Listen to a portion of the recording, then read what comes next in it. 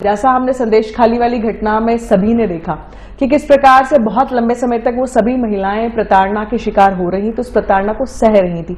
जैसे ही ईडी का छापा पड़ा, सारी घटनाएं सामने आई, तो मुझे लगता है कि कोई एक देवी शक्ति थी जो उन सभी बहनों को जिसने सामर्थ्य प्रदान किया कि वो सब बाहर निकल करके आई, सड़क पर निकल करके आई, उन सबका सामना उन्होंने किया। इतने लंबे समय तक उन घटनाओं को उन्होंने सहा, लेकिन जैसे ही कहीं ऐसा ध्यान में आया कि हाँ अब इसके विरुद्ध आवाज उठाई जा सकती है, तो वो सभी एकजुट होकर के पूरी की पूरे प्रशासन और शासन के विरुद्ध उठ करके खड़ी हो गई। और जब आवश्यकता लगती है तो दुर्गा और काली रणचंडी भी बनती है। तो मुझे लगता है कि इस घटना में वो सारा विषय हम सभी को ध्यान में आया है कि जब आवश्यकता लगी तो वो सब रणचंडी बन करके सामने आई।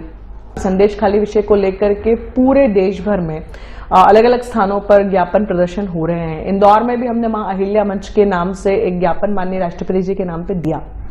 उसमें हमारी ओर से हमने माननीय से अनुरोध किया है कि उन सभी बहनों के लिए जो मानसिक और शारीरिक रूप से प्रताड़ित हुई हैं, हम कैसे उनके लिए कोई ऐसी व्यवस्था निर्मित कर सकते हैं कि उनकी काउंसलिंग की जाए। कोई ऐसा टोल फ्री नंबर उपलब्ध कराना चाहिए कि उनके साथ जो भी घटनाएं हुई हैं, अगर वो चाहती हैं कि वो समाज के सामने आए तो बिना उनके नाम के वो घटना निर्भीक रूप से समाज के सामने वो विभत्स चीजें हैं वो आना चाहिए जी। और तीसरा कि जो बहनें वहां से पलायन कर गई या अभी भी जो पलायन हो रहा है उस पलायन को रोकना चाहिए। उनको कैसे स्वावलंबी बनाया जा सकता है, कैसे उनके हाथों को काम दिया जा सकता है, आप नील कटर का उपयोग इस स्थिति में कैसे कर सकते हैं, कैंची का उपयोग कैसे कर सकते हैं, सब बहुत छोटे छोटे जो सामान्य से प्रयोग है हमको सिखाते हैं। घर में ऐसा वातावरण देने की आवश्यकता है कि जो घर की बहन है, बेटी है, अगर ऐसा कोई भी विषय अगर उसके संज्ञान में आता है तो वो खुल करके घर में अपनी माता से या बहन से इस विषय में बात कर सके। मुझे लगता है कि जब आप आर्थिक रूप से सक्षम हैं, स्वावलंबी हैं, तो स्वाभाविक है कि अगर कोई भी इस प्रकार के विषय आते हैं तो आप अपने आप को ज्यादा आत्मविश्वासी महसूस करते हैं और ऐसी कोई भी घटना है तो उसको आप सोचते हैं कि सामने लाना चाहिए क्योंकि मेरी आर्थिक निर्भरता किसी पर नहीं है। संदेश खाली में महिलाओं के साथ हुई यौन उत्पीड़न की घटना ने पूरे देश को सकते में डाल दिया, लेकिन ये कोई एक घटना नहीं है। ऐसा कोई दिन नहीं बीतता जब महिलाओं के खिलाफ अत्याचार की खबरें नहीं आती।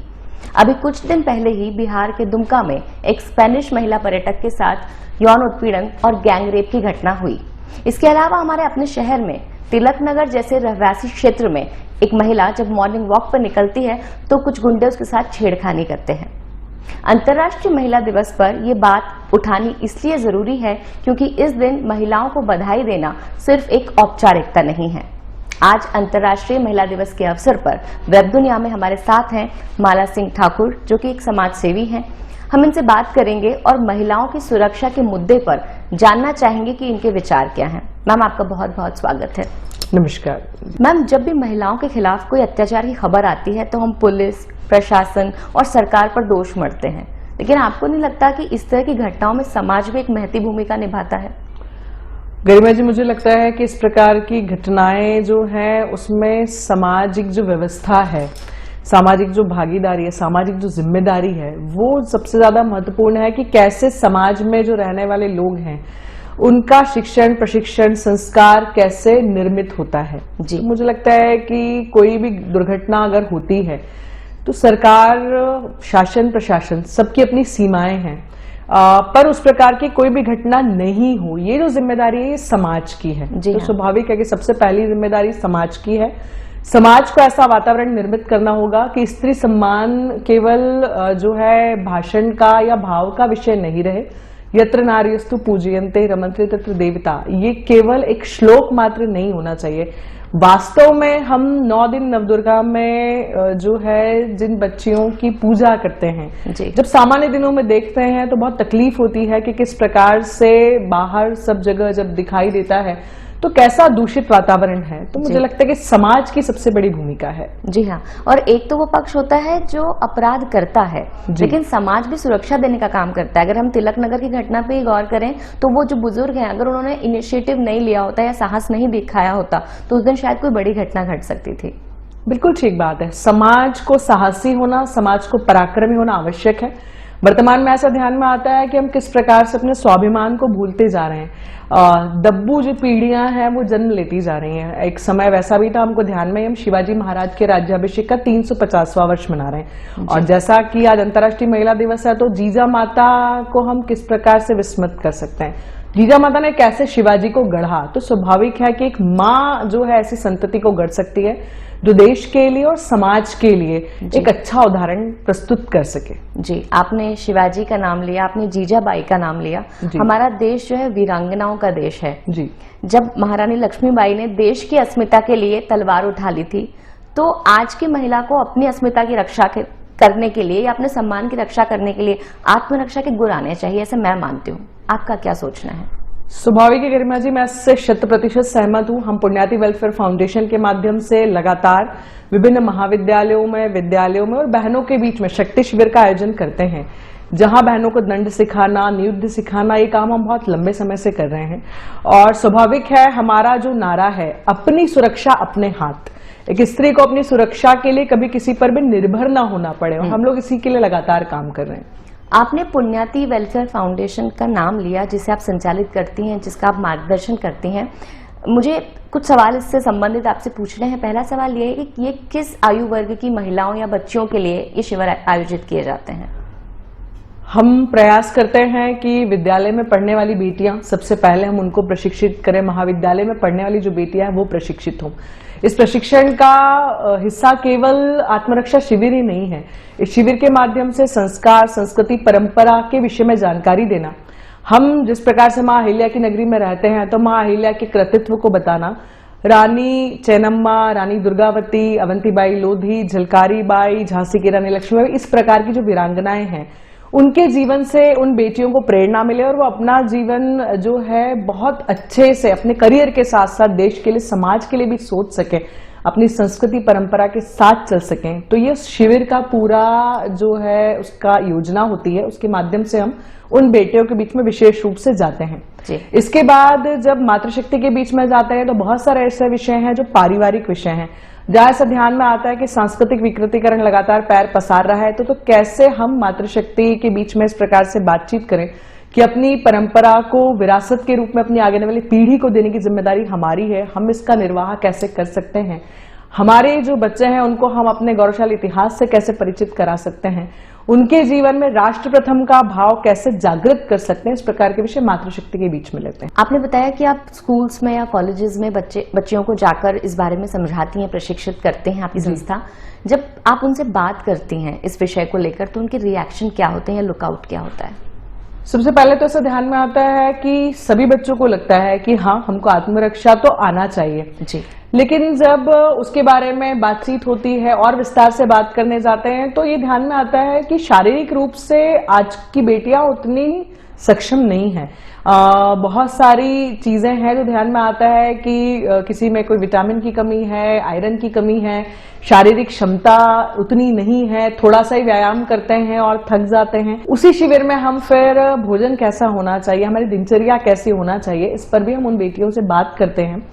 और इसके साथ में एक प्रश्न उत्तर का भी सत्र होता है, जिसमें ऐसी कोई भी घटनाएं जो उनके साथ कभी घटी हैं, यदि वो अपना नाम नहीं भी बताना चाहती हैं, अपनी किसी सहेली के माध्यम से कोई विषय सामने लाना चाहती हैं, उन विषयों पर भी हम बातचीत करते हैं। जैसे आपने बताया कि छोटी उम्र की बच्चियों को जो आप ट्रेनिंग देते हैं या जो सेशंस लेते हैं, उसमें गुड टच, बैड टच, जहां तक मैं समझ पा रही हूँ, इन चीजों की जानकारी दी जाती है। इसके अलावा सिखाया क्या जाता है?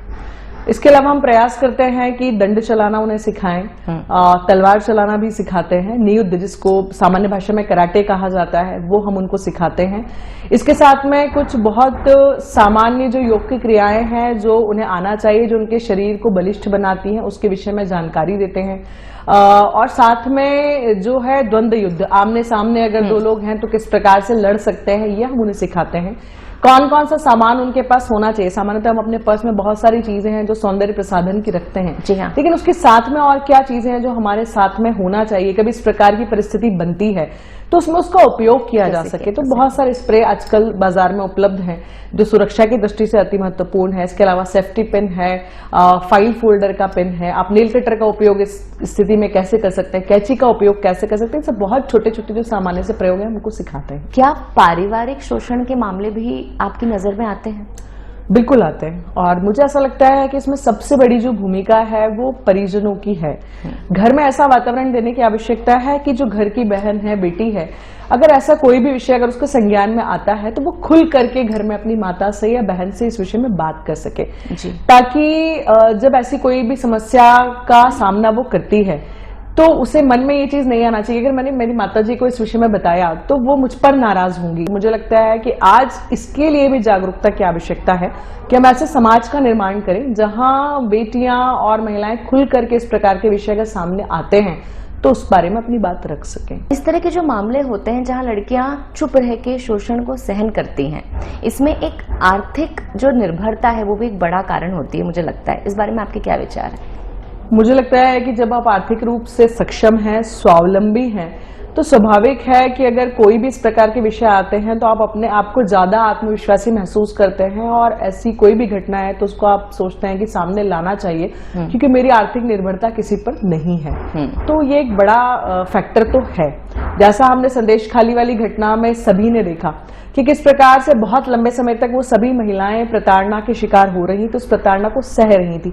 जैसे ही ईडी का छापा पड़ा, सारी घटनाएं सामने आई, तो मुझे लगता है कि कोई एक दैवीय शक्ति थी जो उन सभी बहनों को जिसने सामर्थ्य प्रदान किया कि वो सब बाहर निकल करके आई, सड़क पर निकल करके आई।